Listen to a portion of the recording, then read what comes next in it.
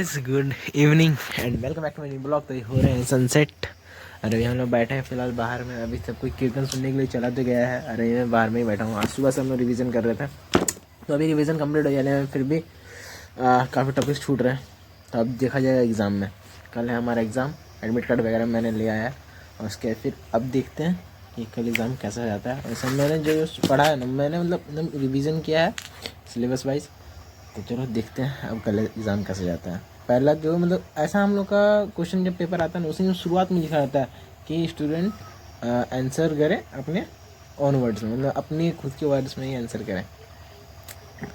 तो हम लोग अपने ही वर्ड्स में आंसर करना है। तो जो भी क्वेश्चन रहेगा मतलब उससे पहले समझो, जो जानते हो बस उतना लिखो और अपनी भाषा में लिखो। सबसे बड़ी बात है कि अपनी भाषा में लिखो, किताबी भाषा में नहीं लिखना, नहीं तो नंबर नहीं मिलने वाला है। नंबर कम क्या मतलब ऐसा हो सकता है प्रमोट लग जाए अगर बुक का से मिलते जुलते लिख दिया। ऐसा बहुत बार होता है कि जो गेस्ट पेपर से रहता है ना, उसमें से आंसर मिल जाते हैं, ठीक है, क्वेश्चंस लग जाते हैं, उसमें भिड़ जाता है। तो फिर वो अगर कोई डायरेक्ट गेस्ट पेपर से लिख देता है ना, तो उसका नंबर सही में नहीं आता है और वो लड़का प्रमोट हो जाता है। ऐसा मेरे दोस्त लोग के साथ हो भी चुका है। एक दो दोस्त के साथ ऐसा हो गया है कि उनका प्रमोट लग गया। वो लोग का मतलब पिछला एग्ज़ाम में ही, सेमेस्टर 4 का मेरा एग्ज़ाम हो रहा था, उसी समय पे एक ऐसा लड़का था जिसने उसका दो क्वेश्चन मिल गया 12 नंबर का। अगर दो ही क्वेश्चन वो लिख लेता ना तो उसका थ्योरी निकल जाता। थ्योरी में मतलब जो नंबर मिलता है उसका फिर एक्सटर्नल का नंबर मिला करके उसका पास हो जाता। मात्र दो क्वेश्चन में 12 24 नंबर हो जाता। और उसने भाई सही सही आंसर लिखा था, करीब करीब 4 पन्ने का आंसर लिखा था। मेरा सबसे जो हाईएस्ट जो मैं आंसर लिखा हूँ ना, वो 4 पन्ने आ गया है। और उसने 4 पन्ने का आंसर सिर्फ गेस्ट पेपर से देख करके लिखा था और उसके बाद जा करके उसका प्रमोट लग गया। अगर वो दो क्वेश्चन उसका सही हो जाता और उससे 12 नहीं 10 नंबर भी मिलता ना, 4 पेजेस पे ना 10 नंबर आराम से मिल जाएगा। 10 के 12 भी मिल जाएगा अगर सही सही सब कुछ रहा तो। लेकिन 12 नहीं मानते, टीचर्स नहीं देते हैं, तो 10 ही मानते ना। अगर 10 भी उसे मिलता तो भी 20 नंबर हो जाता। और थ्योरी में 20 नंबर ऐसे ही सब कहा जाता है, तो फिर 20 नंबर हो जाता। तो उसका 36 नंबर से ही क्रॉस, 33 में पास होता, 33 नंबर ऐसे ही क्रॉस हो जाता, उसके तुरंत ही वो पास हो जाता। और अगर थ्योरी में कुछ और नंबर चाहिए होता तो 20 नंबर आया, तो 1-2 नंबर तो कहीं ना कहीं से आ ही जाता है। इतना सारा 3 घंटे टाइम रहता तो कुछ ना कुछ आंसर जरूरी लिखता, तो एकदम आराम से पास हो रहा था 2 क्वेश्चन ही लिख करके। पर वो 2 क्वेश्चन जो था वो एकदम टोटली गेस्ट पेपर से लिखा था, जिसके कारण उसका प्रमोट लग गया और थ्योरी में ही प्रमोट लग गया।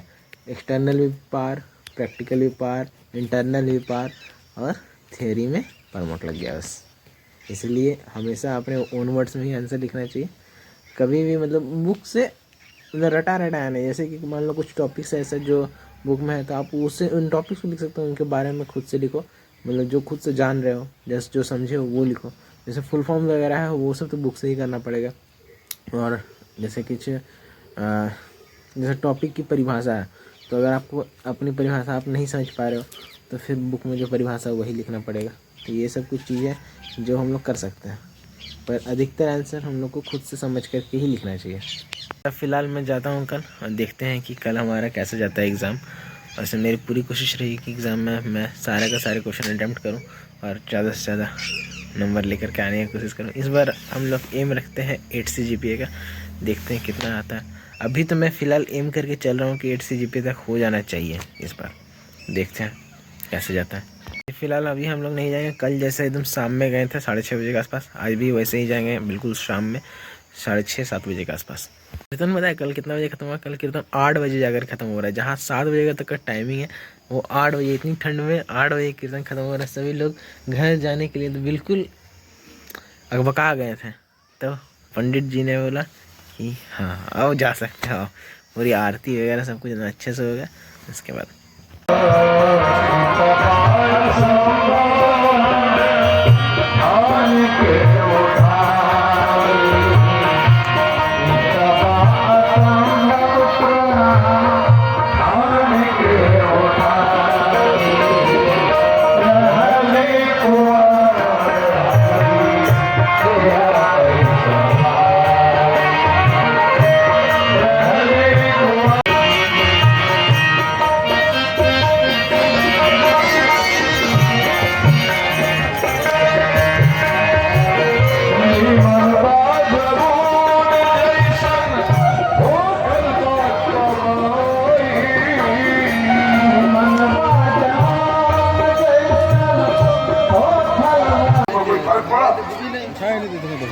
पूरे जनकपुर के लोग हाथ उठाकर अपने अपने पितरों को मना रहे। बंद पितर सुर सखित समारे, जो बचु पुण्य प्रभाव हमारे।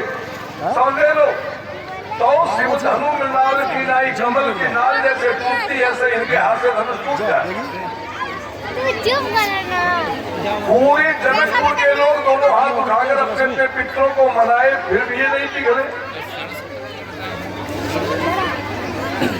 ये नहीं पिघले, ये पिघले कब? ध्यान से सुनिएगा। या तो खबर बना पापा का मुझे नहीं। अब सुनने के बाद एक कान से सुनिएगा, नहीं दूसरे कान से निकाल दीजिएगा। हाँ, आदत यही आप एक बात तो पकड़ लो ठीक से, भगवान हमारे लिए प्रवृत्त हो जाए, याद करें तो लिखा है तब द्रवही दीन दयाल राघव, जब साधु संगत पाइए। तो देखिए साधु के रूप में विश्वामित्र जी महाराज वहाँ विराजमान है और जनक जी महाराज रो रहे हैं, सुनैना जी है।